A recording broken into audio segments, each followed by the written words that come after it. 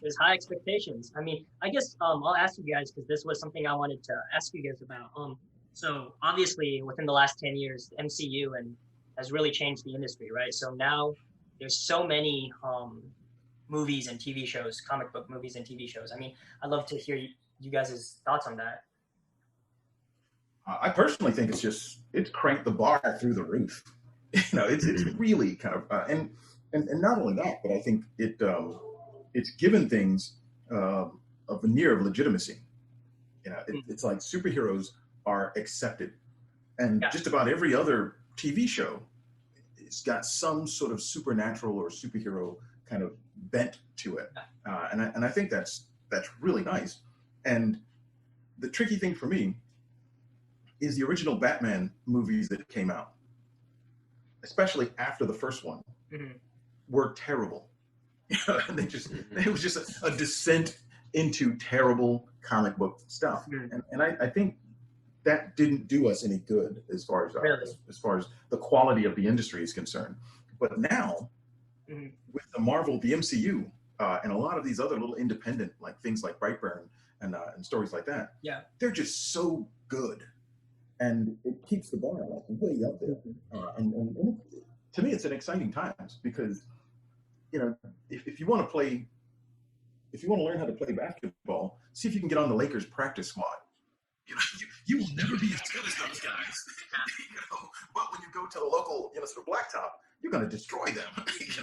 So I think with the overall quality that Marvel has brought to things, story-wise, visual-wise, it has really lifted the bar, and that puts a really fun pressure on Doug and I with what we're doing. Well, what do you think, Doug? Do you? Jonathan, I mean, how do you write the Thor comic book after Ragnarok? Yeah. Like, if you're the writer on that book, are they going to let you duplicate the kind of goofy, almost stupid Thor in the book and heavy metal? Go heavy metal on that? Yeah. And like Guardians of the Galaxy, I mean, I know there's fans of the original books, right? Yeah. I'm not one of them. But the first Guardians of the Galaxy movie, magnificent. The first one's great. How do you follow that as you're in the comic book? And what they did with Captain America in the Marvel movies, you're never going to make a better Captain America than that, ever. He's perfect. Yeah. Oh, without a doubt. So, yeah, I mean, so even if you are writing it, let's say you get lucky enough and you're working on Captain America as a creative, even if you show it to people, they're going to compare it to the movies, right? So, if your comic's not at least in that same realm of good, you're going to look like a dumbass. I mean, there's no way around it. Yeah, you're just going to look like you failed. Here's kind of my concern though. What I'm thinking is back then, every era there's different comic book eras, right? So back then there were certain comics, and then after the Comics Code Authority came in, there were a different type of comics, right? They had to adjust, right? And then Silver Age was a little bit darker, and they tackled some more social issues, right? And then so now this age, I would call it almost the cinematic age, right? Where it seems like a lot of new books nowadays are being written, they know they're going to adapt it into a TV show or a movie even before it's written, right? So, I mean, do you guys have any thoughts on that? Yeah, I think that's a really tricky place to be in. I think the age we're in now, rather than describing it as, I mean, there's certain guys like I think someone like Mark Millar, who's just fantastic at the big idea. Yeah. And all of his big ideas seem like they're big comic book, not comic book, but movie ideas. And the comics almost seem like, well, these are storyboards for the movie that will eventually get made. But I think the interesting thing is there's this obvious MCU thing that's happening. That's and Millar is part of that, and all these other Marvel, DC things are part of that. But I think underneath that cinema side of comics, there's this independent kind of underground that's happening, where you're getting these creators that are experimenting with things, that are doing things completely different. And I think comics, even though we've been doing comics for almost 70 years now,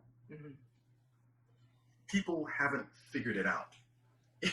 So now people are going, hey, wait a minute, I can do this in comics that's never been done before. So we're getting these really interesting independent comics, and I think a lot of the female writers and a lot of the sort of trans writers and all these different artists and these people with different experiences coming in and looking at this medium and going, okay, I can use this medium to express this different thing. I remember when I first, and I think Doug, I think you gave this to me when I first saw Scott Pilgrim.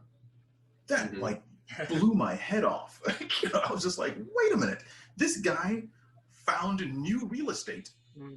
You know, in comics. So it was just really interesting, and I think that's what's happening right now. We've got the big cinema side, but we also have this independent stuff, and I think a lot of the visiting fans, the tourists, are more interested in the big glitzy stuff. Right. And as soon as those guys discover girls or go off to college, they're not going to be reading comics anymore, anyways. But there's, I think, the hardcore audience, the lifers, are the people that are getting into these smaller, you know, independent things, you know, Saga and stuff like that. Yeah. Interesting. What do you think, Doug? I mean, you kind of agree one affects the other like that, or? I think there's people that try to chase movies through comics. That rarely works. I think what you're seeing is the people that are being successful are the people that are really, what they care about is the comic. Take the Old Guard, for instance. I wasn't writing the Old Guard hoping that it would be a movie. As a matter of fact, that doesn't lend itself well to being a movie. Yet, here you are with Charlize Theron, a movie that I loved. But he wasn't trying to write. He wasn't writing for movies. He was writing for comics. And I think as long as your focus is, I want to write the best comic I possibly can, or create the best comic I can, and not worry about whether this becomes a big deal or not on screen, I think you'll be fine. But when you start going, hey, I'm writing this so I hope it becomes a movie, that's where you're going to fail, because you're putting parameters on a story that don't work in a comic format. You're thinking about a TV or a movie, and it just doesn't translate one to one. Yeah, and the interesting thing is the story that we're writing, and I think a lot of the stories that Doug and I end up working on, they're almost designed, not almost, but they're designed specifically for comics. The way we're telling the story, while we're telling the story, only works in comics. The different types of time jumping that we're taking, the different types of ways we're breaking down scenes, it works in a comic. Now, if someone wants to give us go and make this into a movie, you know, but until then, we're concentrating purely on the comic side of things, because that offers us enough of an equation, anyways. Gotcha. Interesting. I mean, I think I read somewhere that the writer of Saga, he said like there's no way it could ever be done in any other medium other than comics. He said there's no way it could be faithfully done in like a movie or TV show or something like that. Yeah, but you know, money is an amazing lubricant.